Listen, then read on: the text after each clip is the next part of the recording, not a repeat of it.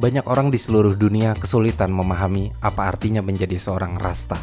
Bagi sebagian orang, kesulitan mereka dalam memahami gerakan Rastafari datang karena mereka memandang Rastafari hanya sebagai sebuah agama. Pemahaman banyak orang tentang Rastafari hanya berpikir bahwa Rastafari adalah orang-orang yang tinggal di Jamaika, merokok ganja, dan memiliki rambut gimbal. Orang-orang ini tidak mulai memikirkan apa yang ada di balik gerakan tersebut. Gagasan bahwa Rastafari adalah orang Jamaika juga sangat salah, sebab gerakan Rastafari lebih dari sekedar agama dan wilayah. Rastafari adalah pola pikir, gerakan sosial, dan bahkan cara hidup. Sejak lahirnya, gerakan Rastafari telah berkembang jauh melampaui pulau Jamaika. Budaya Rasta terdapat di seluruh belahan Eropa, Asia, Selandia Baru, Amerika Serikat, dan khususnya Afrika. Rasta sekarang hidup di seluruh dunia. Di video kali ini, mari kita mendalami apa itu Rasta.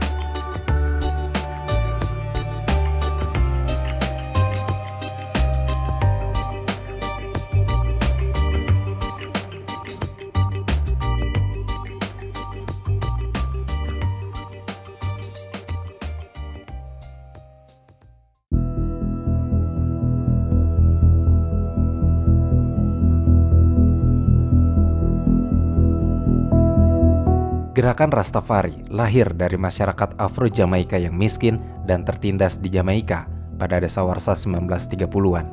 Gerakan Rastafari bermulai dari ajaran pemimpin besar Jamaika dan motivator massa bernama Marcus Garvey yang berpesan kepada masyarakat Afrika di dunia untuk bersatu dan kembali ke Afrika, tanah airnya.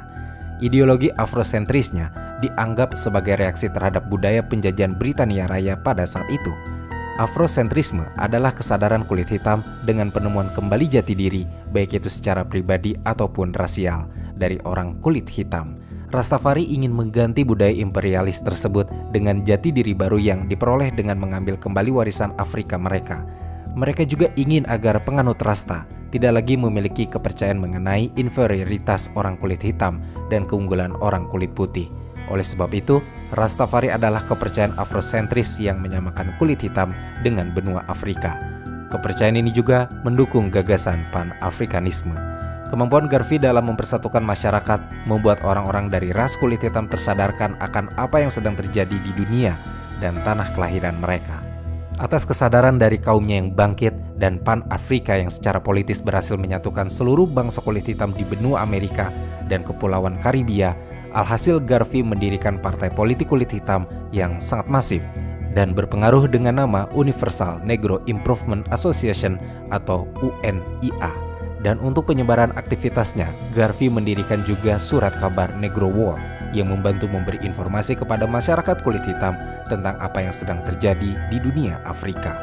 Dalam salah satu pertemuan akbar UNIA atau yang kedepannya akan kita sebut dengan UNIA di Madison Square Garden pada tahun 1920 yang diklaim Garvey dihadiri 25.000 anggota UNIA, dan dalam pidato pada pertemuan itu Garvey meramal, lihatlah ke Afrika di mana seorang raja berkulit hitam akan dinobatkan. Dia akan menjadi raja penebus. Pernyataan inilah yang menjadi landasan gerakan Rastafari.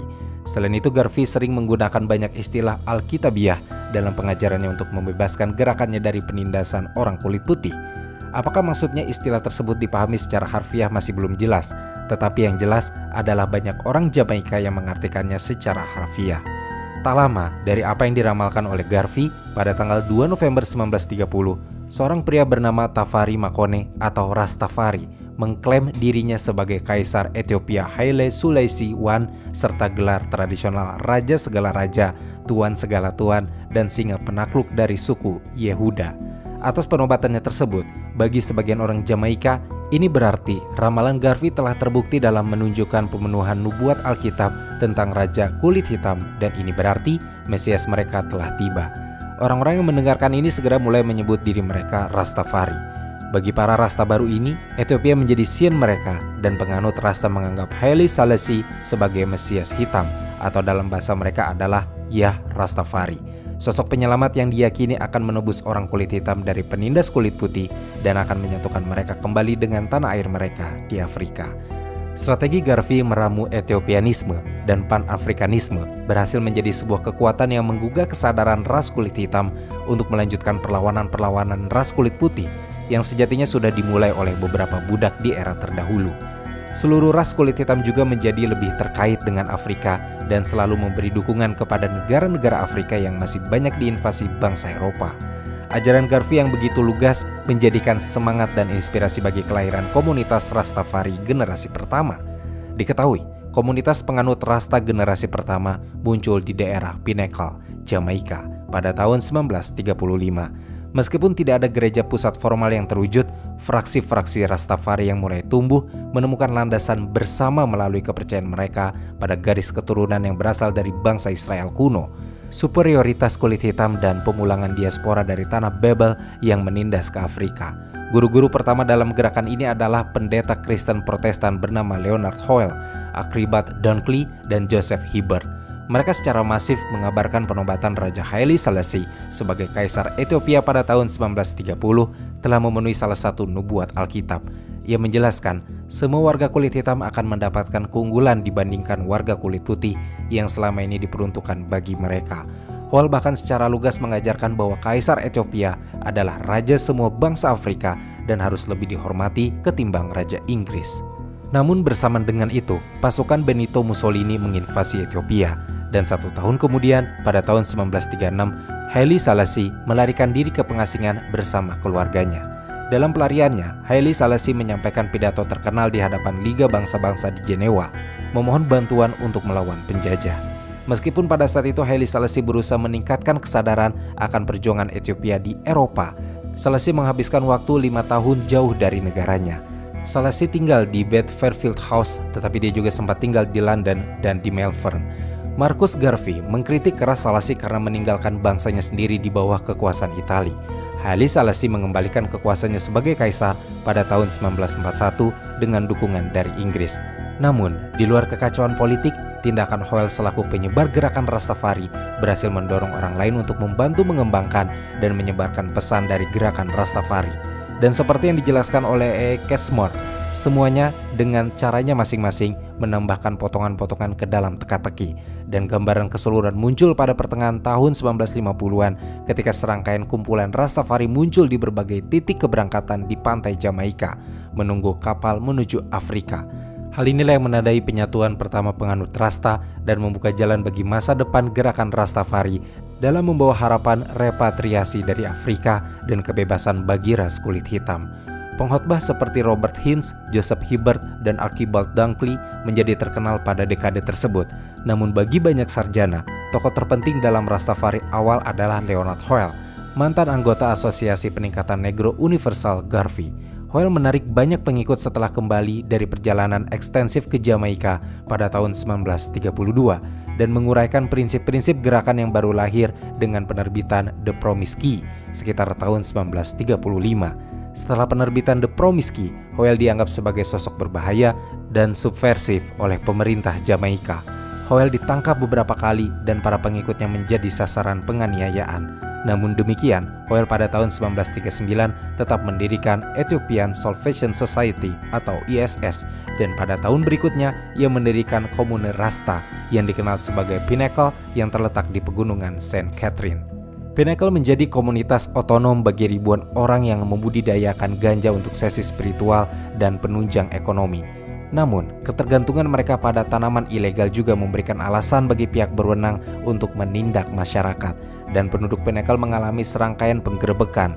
Pada bulan Mei tahun 1954, polisi menangkap lebih dari 100 penganut Rasta dan memusnahkan sekitar 3 ton ganja yang secara efektif memusnahkan komune tersebut. Versi radikal Rastafari yang dikenal sebagai Youth Black Fight muncul dari daerah kumuh di ibu kota Jamaika, Kingston. Sebagai pendahulunya Bingi Mansion atau cabangnya, Youth Black Fight dikenal karena sikap agresifnya terhadap pihak berwenang. Selain itu, mereka memperkenalkan beberapa ciri yang banyak diasosiasikan dengan Rastafari, termasuk tumbuhnya rambut menjadi gimbal dan dialek unik kelompok tersebut. Bagi para penganutnya, Haile Selassie jelas merupakan inkarnasi Yah, dan Ethiopian adalah tanah air spiritual mereka. Secara historis, para pemimpin istana mendukung kembalinya diaspora Afrika ke benua Afrika. Dan di tahun-tahun itu juga, meski Haile Selassie dilaporkan menolak penggambaran Rastafari tentang dirinya sebagai Mesias, namun Selassie pada tahun 1948 tampaknya mendukung tujuan Rastafari dengan menyumbangkan 500 hektar untuk pengembangan komunitas Ethiopia bernama Shashamane. Shashamane menawarkan kesempatan bagi warga Jamaika dan orang kulit hitam lainnya untuk memenuhi harapan lama mereka untuk kembali ke tanah air. Selama 2 dekade berikutnya, varian-varian Rastafari lainnya memperoleh pengikut setia. Nyabinggi adalah yang tertua dari 3 rumah besar Rastafari. Pengikut Nyabinggi mengikuti pola makan vegan dan organik yang ketat. Namun, rumah besar ini berasal dari seorang perempuan legendaris Afrika Timur yang memiliki banyak pengikut setia di akhir abad ke-19. Pada tahun 1958, Pangeran Emmanuel Charles Edward mendirikan Kongres Internasional Ethiopia atau Bobo Ashanti yang menganggap pemisahan diri dari masyarakat dan undang-undang gender dan pola makan yang ketat. Penganutnya masih menganggap Haile Selassie sebagai nabi utama mereka, namun mereka juga mengangkat Marcus Garvey ke tingkat kenabian. Anggota Bobo Ashanti mengikuti kode sosial patriarki, yaitu anggota perempuan harus menutupi tubuh mereka setiap saat. Laki-laki dan perempuan menempati ruang sosial yang terpisah dalam pemikiran dan praktik Bobo Ashanti. Namun rumah besar tersebut tidak serta-merta bersifat misoginis, terutama Bobo Ashanti hidup terpisah dari masyarakat arus utama Jamaika. Mereka hanya menghisap ganja pada saat ibadah dan tidak pernah di tempat umum. Setelah Perang Dunia II, Jamaika memulai transisi yang relatif panjang menuju kemerdekaan politik penuh. Warga Jamaika lebih menyukai budaya Inggris dibandingkan Amerika. Namun mereka memiliki hubungan cinta benci dengan Inggris dan membenci dominasi Inggris, rasisme, dan kantor kolonial yang diktator. Inggris secara bertahap memberi koloni itu lebih banyak pemerintahan sendiri berdasarkan perubahan konstitusi secara berkala. Pola politik dan struktur pemerintahan Jamaika dibentuk selama 2 dekade yang disebut dekolonisasi konstitusional. Periode antara tahun 1944 dan kemerdekaan pada tahun 1962, namun meskipun babak baru dalam sejarah Jamaika dimulai dengan kemerdekaan resminya dari Inggris pada tahun 1962, sikap negatif dan penindasan pemerintah terhadap Rastafari masih tetap ada. Pada dasawarsa 1950-an, pandangan kontra budaya Rastafari telah membuat gerakan ini berselisih dengan kelompok masyarakat Jamaika lainnya dan bahkan bentrok dengan aparat keamanan. Keberadaan Rastafari dianggap meresahkan bagi penguasa Jamaika. Oleh sebab itu, mereka seringkali ditekan dan distigma negatif. Beberapa penganut Rasta yang secara lantang menyuarakan supremasi kulit hitam dianggap gila dan dimasukkan rumah sakit jiwa. Komunitas Rasta juga dicap sebagai pecinta kekerasan dan orang-orang kriminal. Insiden yang paling terkenal terjadi pada apa yang kemudian dikenal sebagai Jumat Buruk pada bulan April di tahun 1963. Ketika polisi menangkap dan memukuli sekitar 150 penganut Rasta yang tidak bersalah sebagai respon terhadap serangan militan di sebuah pompa bensin. Pada tahun 1968, 12 suku Israel didirikan oleh Vernon Carrington alias Nabi Gad yang menganjurkan pembacaan Alkitab setiap hari dan menekankan garis keturunan kelompok tersebut. Seperti namanya, para anggota ordo ini menganggap diri mereka sebagai penerus Israel menurut Alkitab dibandingkan dengan Nyabinggi dan Bobo Ashanti. 12 suku Israel lebih liberal secara sosial. Keanggotaan 12 suku tidak terbatas pada orang kulit hitam saja. Bob Marley adalah anggota lama dari 12 suku, meskipun dia pindah ke gereja Ortodoks Ethiopia tidak lama sebelum kematiannya. Pada awal tahun 1970-an, terlihat jelas bahwa gerakan ini telah mengakar di kalangan pemuda Jamaika. Hal ini ditegaskan oleh keberhasilan kampanye presiden pemimpin Partai Nasional Rakyat bernama Michael Manley pada tahun 1972 yang membawa tongkat koreksi yang diberikan kepadanya oleh Kaisar Selassie dan menggunakan dialek Rasta dalam rapat umum. Retorika Rastafari mengubah bahasa Inggris sedemikian rupa sehingga membantu mereka memahami dunia lebih baik serta memprotes apa yang dianggap tidak adil oleh penganut Rasta. Mereka seringkali mengubah kata dari makna negatif menjadi makna positif. Perubahan kata memahami menjadi melampaui adalah salah satu contohnya. Melampaui berarti memahami suatu konsep secara utuh dan menyeluruh. Seorang penganut Rasta hampir tidak pernah menggunakan istilah yang negatif. Mereka akan selalu menggantinya dengan sesuatu yang positif. Ini adalah cerminan bagus tentang bagaimana Rasta selalu memandang segala sesuatu secara positif. Mereka juga tidak mau menggunakan bahasa Inggris secara mentah sebagai simbol ketidaktundukan mereka pada kolonial. Mereka memodifikasinya dan mengembangkan sendiri bahasa Rasta yang diimplementasikan dalam kehidupan sehari-hari. Contohnya adalah Brethren dan Sistren sebagai panggilan untuk laki-laki dan perempuan Rasta. Meskipun gerakan Rastafari menyebar seiring dengan migrasi orang Jamaika ke Inggris, Kanada, dan Amerika Serikat dari tahun 1950-an hingga 1970-an, pertumbuhannya di seluruh dunia dibantu oleh pengaruh penganutnya terhadap musik populer. Kontributor awal dalam bidang ini adalah Count Ossie yang mulai bermain drum di sesi spiritualnya Bingi dan membantu mengembangkan gaya yang kemudian dikenal sebagai ska.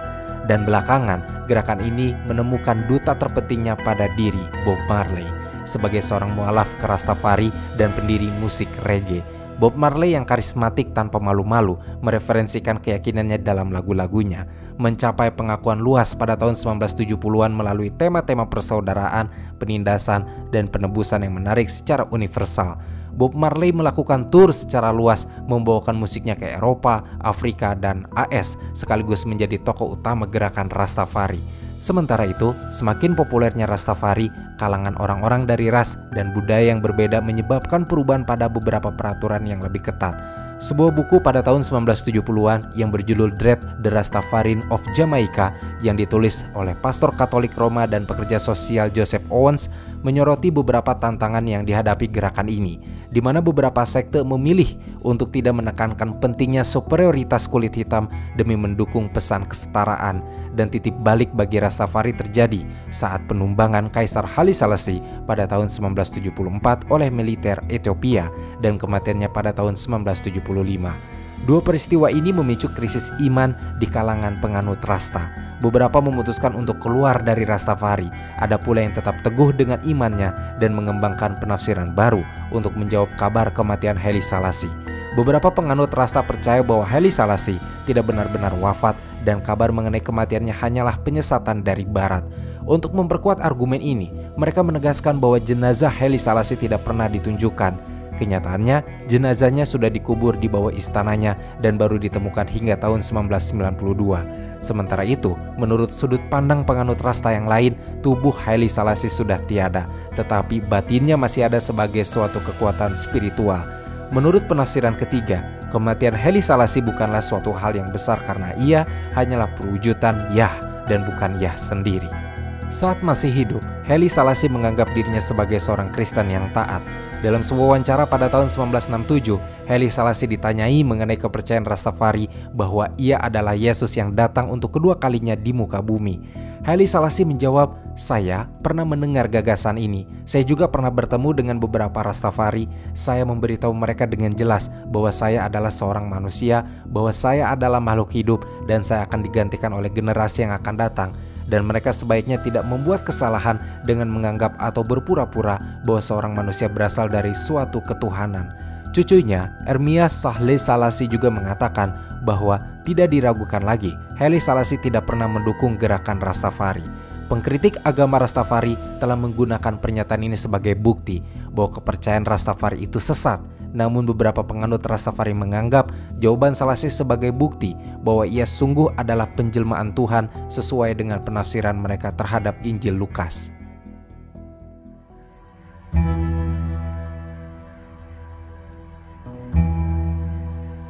Kemunculan dan pertumbuhan gerakan Rastafari di Kepulauan Karibia adalah akibat langsung dari perbudakan yang berupaya menghancurkan upaya para budak untuk membentuk identitas budaya mereka sendiri dan keinginan mereka untuk bebas.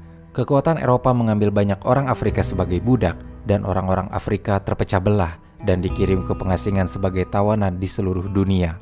Daerah penawanan dikenal sebagai Beba. Bagi orang Afrika, pengasingan ini menandai penindasan budaya mereka oleh orang kulit putih. Karena para pemilik budak memperlakukan mereka sebagai manusia yang tidak seutuhnya, spesies manusia yang lebih rendah hampir seperti jenis hewan peliharaan. Di kalangan budak, status diberikan berdasarkan pekerjaan dan pucatnya kulit. Penderitaan ras kulit hitam Afrika dimulai bahkan dari perekrutannya di daratan Afrika, mulai dari pengangkutannya yang tidak manusiawi hingga perlakuan kejam dari mandor dan pemilik perkebunan tebu di benua Amerika, khususnya Jamaika dan Kepulauan Karibia. Banyak sekali budak yang mati di perjalanan pada saat bekerja ataupun ditumpas oleh tentara bersenjata pada saat mereka memberontak.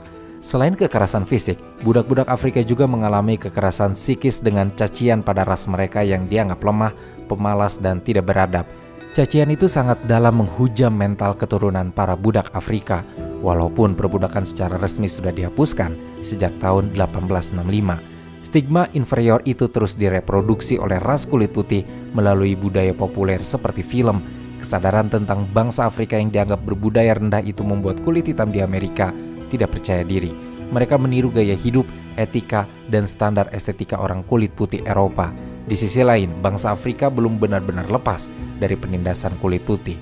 Bangsa Afrika banyak didiskriminasi, distigma negatif, dan dijadikan sebagai pekerja berupah rendah pada era neokolonialisme. Para pemilik tidak hanya memperlakukan para budak sebagai orang yang lebih rendah, mereka juga mengajarkan kepada mereka bahwa Afrika sendiri adalah tempat yang lebih rendah, sebuah benua gelap yang penuh dengan bahasa, budaya, dan adat istiadat yang tidak beradab. Hal ini mencerminkan aktivitas gereja-gereja Kristen dalam mengirimkan misionaris ke Afrika untuk membawa peradaban dan keselamatan bagi penduduknya. Namun anehnya, para pemilik budak tidak hanya berusaha mencegah para budak mempraktikkan agama Afrika mereka, tetapi juga melarang mereka mempraktikkan agama Kristen. Dari situasi inilah, beberapa tokoh intelektual kulit hitam mencoba merekonstruksi sejarah ras Afrika yang mereka miliki. Salah satu yang paling menonjol dan pengaruhnya besar adalah Marcus Garvey. Dengan penelusuran literatur akademiknya, Garvey menemukan fakta bahwa Afrika adalah bangsa yang mempunyai peradaban tinggi, kaya seni berbudaya, dan bangsa yang kuat.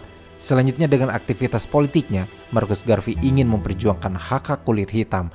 Dua hal penting yang ingin dicapai Garvey adalah menanamkan kebanggaan sebagai ras keturunan Afrika dan perjuangan melawan semua kekuatan yang menindas kulit hitam. Tidak heran gerakan Rastafari merupakan hasil dari keinginan untuk mengekspresikan bentuk agama alternatif dan mewujudkan Afrika yang bersatu dan merdeka. Rastafari dipandang sebagai konvergensi warisan Marun, orang kulit hitam yang melawan perbudakan di Amerika dengan melarikan diri ke pegunungan dan munculnya gerakan Pan-Afrika. Oleh karena itu, identitas Rastafari dipahami sebagai evolusi dari perlawanan budaya. Hal inilah yang menjadi alasan mengapa para penganutnya sendiri dan sebagian ulama memandang gerakan sebagai suatu cara hidup, suatu filsafat, atau suatu kode etik. Istilah Rastafari sendiri berasal dari kata ras dan tafari. Ras berarti adipati atau pangeran dalam bahasa Semitik Ethiopia, sementara tafari berarti yang harus ditakuti. Rastafari sendiri merujuk pada Rastafari Mokunen, nama Afrika dari Raja Haile Selassie.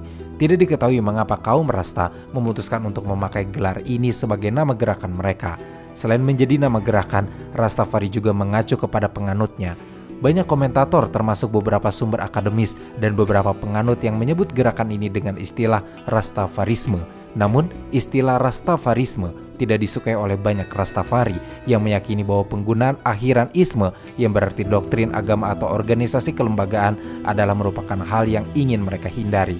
Di sisi lain, agama didefinisikan sebagai sistem kepercayaan dan praktik yang cukup terpadu yang membentuk satu kelompok moral yang dikenal sebagai gereja, kuil, sinagog, atau masjid. Hal ini pada hakikatnya menyaratkan bagi penganut Rastafari bahwa agama bersama aturan, ritual, dan regulasinya seperti institusi buatan manusia. Selama 3 dasawarsa pertama gerakan Rastafari, pergerakan ini menekankan pentingnya kembali ke benua Afrika. Untuk itu, banyak penganut Rasta yang melobi pemerintah Jamaika dan Perserikatan Bangsa-Bangsa untuk mengawal proses ini. Penganut Rasta lain mempersiapkan kepulangan mereka sendiri ke Afrika. Pengkritik gerakan Rastafari berpendapat bahwa perpindahan semua diaspora Afrika ke benua Afrika tidak mungkin dilaksanakan, terutama karena tidak akan ada negara Afrika yang mau menerima mereka. Namun, pada dasawarsa keempat Rastafari, keinginan untuk kembali ke Afrika memang sudah berkurang di kalangan penganut Rasta. Salah satu faktor yang mendorong perubahan ini adalah peristiwa kelaparan di Ethiopia yang terjadi pada tahun 1983 sampai 1985. Selain peristiwa kelaparan tersebut, banyak penganut Rasta mulai percaya bahwa kembali ke Afrika adalah gagasan metaforis yang mengacu kepada pembaharuan kebanggaan dan kepercayaan diri sebagai keturunan kulit hitam Afrika. Bersamaan dengan kesadaran itu, muncul istilah pembebasan sebelum kepulangan dan mulai digunakan oleh penganut Rasta. Bahkan beberapa pengikut Rasta ingin mengubah masyarakat Barat agar mereka dapat hidup nyaman alih-alih pulang ke Afrika. Namun masih banyak penganut Rasta yang menegaskan pentingnya kembali ke benua Afrika secara fisik. Penganut Rasta mengidentifikasi diri mereka sebagai Bani Israel, bangsa pilihan Tuhan dalam Perjanjian Lama. Mereka bahkan percaya bahwa orang kulit hitam secara keseluruhan atau penganut Rasta secara khusus merupakan keturunan atau reinkarnasi Bani Israel. Hal ini mirip dengan keyakinan Yudaisme, walaupun banyak kaum Rasta yang percaya bahwa klaim orang Yahudi saat ini sebagai keturunan Bani Israel merupakan klaim sesat. Rastafari memiliki kepercayaan monoteis dan hanya menyembah satu Tuhan yang disebut Yah.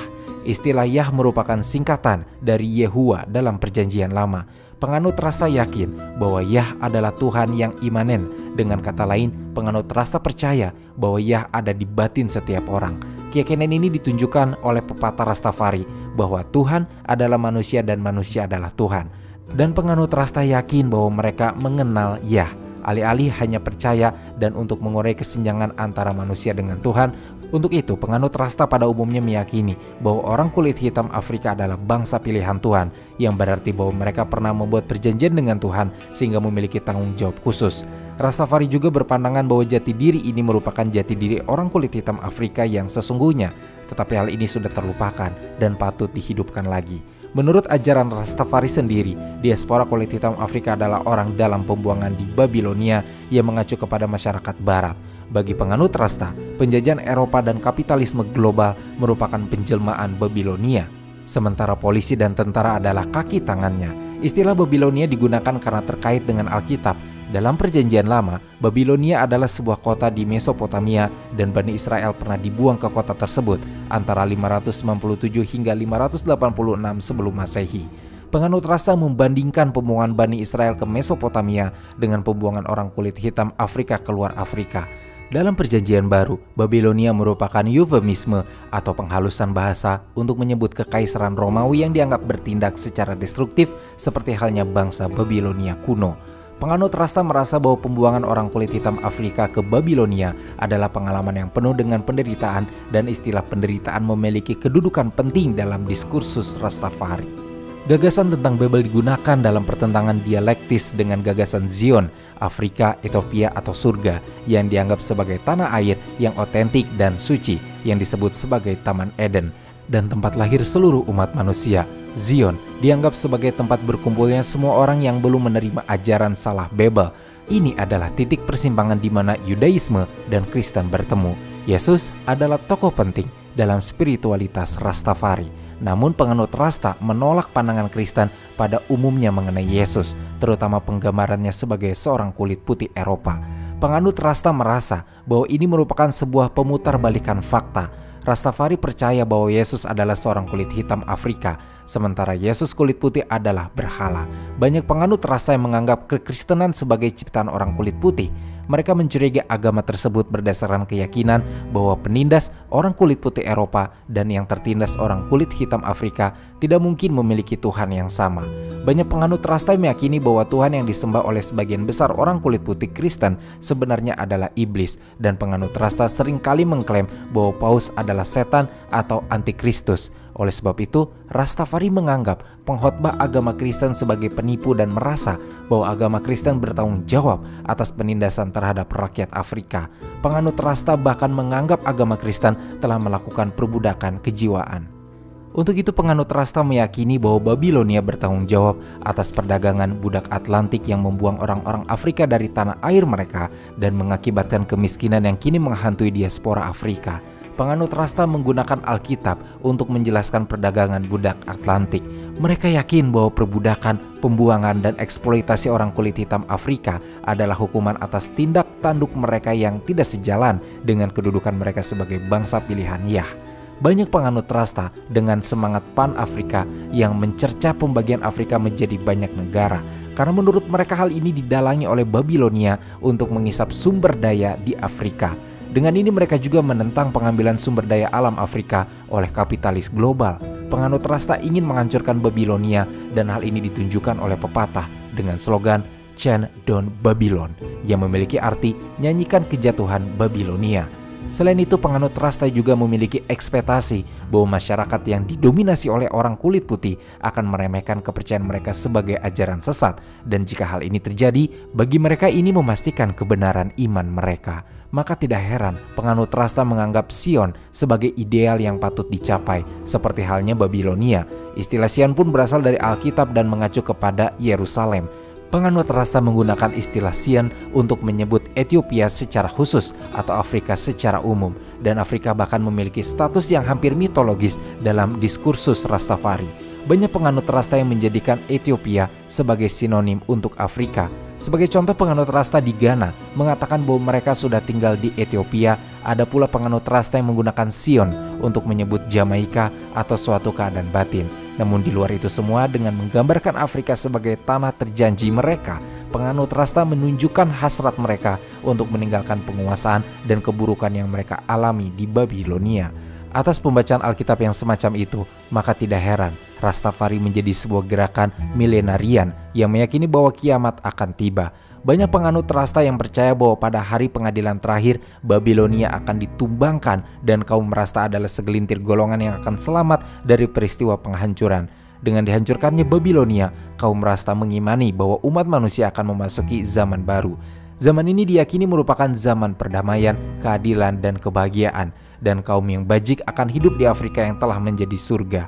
Pada dasawarsa 1980-an, banyak kaum Rasta yang percaya bahwa kiamat akan berlangsung pada kisaran tahun 2000. Pada saat itu, cukup banyak penganut Rasta yang percaya bahwa negara-negara kulit putih akan menghancurkan satu sama lain dengan menggunakan senjata nuklir. Orang kulit hitam Afrika kemudian akan menguasai dunia, dan penganut Rasta percaya bahwa hal ini sudah dinubuatkan oleh kitab Daniel. Namun sebagian penganut Rasta tidak percaya bahwa ada akhirat setelah kematian. Mereka mengimani kemungkinan adanya kehidupan abadi, dan hanya mereka yang tidak bajik yang akan mati.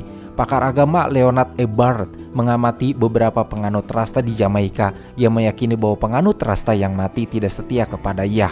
Menurut Barrett, pandangan ini mungkin diakibatkan oleh banyaknya pemuda yang menjadi penganut Rasta pada saat itu, sehingga mereka hanya pernah melihat sedikit orang Rasta yang meninggal. Menurut pandangan penganut Rasta yang lain, mereka yang bajik akan mengalami reinkarnasi, dan jati diri individu tersebut akan tetap melekat setiap kali reinkarnasi, sesuai dengan kepercayaan mereka mengenai kematian.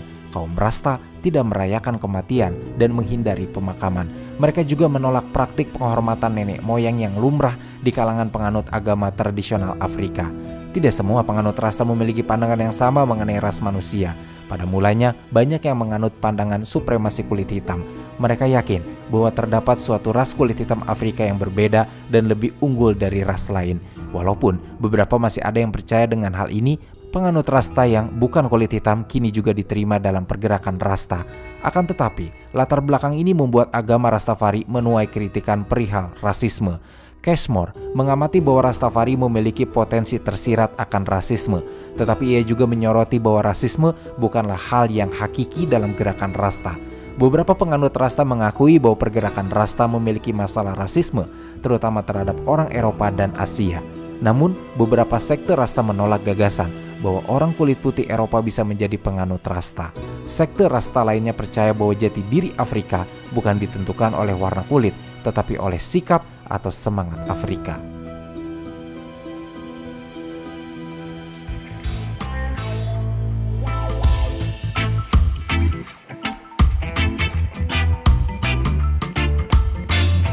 Mungkin tidak ada gagasan Rastafari yang lebih penting bagi kehidupan kaum Rasta biasa selain kehidupan.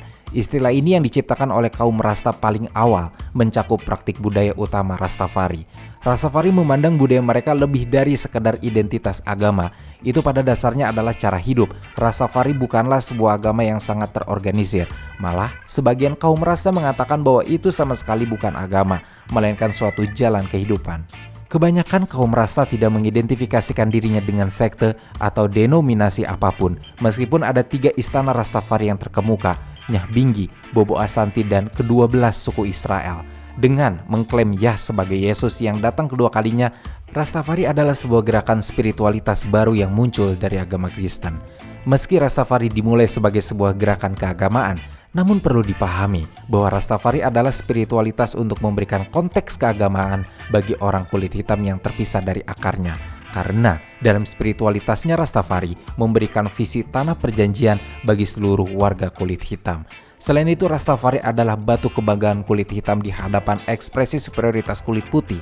Namun seiring berjalannya waktu, Rastafari berubah menjadi sebuah gerakan yang menentang tatanan sosial, ekonomi, dan politik yang ada. Perjuangan komunitas Rasta juga menggunakan aspek-aspek budaya seperti musik, seni, dan sastra. Salah satu artefak budaya yang murni lahir dari kaum Rasta adalah musik reggae. Musik yang merupakan perkembangan dari ska dan rocksteady ini berhasil membawa pesan-pesan dan semangat Rastafari ke seluruh dunia. Fakta menarik dari musik reggae adalah dari merekalah kini kita mengenal sound system, suatu rangkaian amplifier yang memungkinkan suara musik dinikmati secara komunal di tempat terbuka. Dalam Rastafari, setiap penganut Rasta memiliki esensi ketuhanan. Bagian dari Yah dapat ditemukan di setiap penganut yang tercermin dalam ungkapan orang pertama Rastafari yang umum, aku dan aku. Konsep lain yang menarik dari bahasa Rasta adalah konsep I dan I. Huruf I ada hampir di setiap bagian bahasa mereka. Itu atas nama agama mereka Rastafari, dan itu adalah bagian dari gelar dewa mereka Selassie I.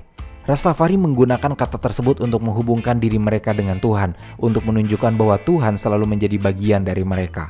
Seorang penganut Rasta tidak akan pernah mengatakan saya akan pergi ke sana, melainkan saya dan saya akan pergi ke sana. Penganut Rasta melakukan ini untuk menunjukkan bahwa Tuhan adalah bagian dari dirinya dan bahwa dia tidak terpisah dari orang lain. I juga digunakan untuk menggantikan huruf dari kata-kata yang kuat. Hal ini juga tercermin dari kata kamu yang tidak menjadi bagian dari bahasa Rastafari. Karena penganut Rasta percaya bahwa awalnya hanya ada aku dan kemudian iblis datang dan menciptakan kamu. Spiritualitas bagi penganut Rasta adalah suatu jaringan yang menghubungkan manusia, sehingga menghubungkan seluruh umat manusia dengan Sang Pencipta, alam semesta, dan satu sama lain. Jaringan spiritualitas tersebut bagi penganut Rasta adalah cara hidup yang asli, autentik, murni, dan tidak dapat digambarkan sebagai agama, teologi, atau ideologi, melainkan hakikat kehidupan yang sebenarnya yang menentukan budaya, identitas sejati, kebangsaan, dan takdir ketuhanan mereka.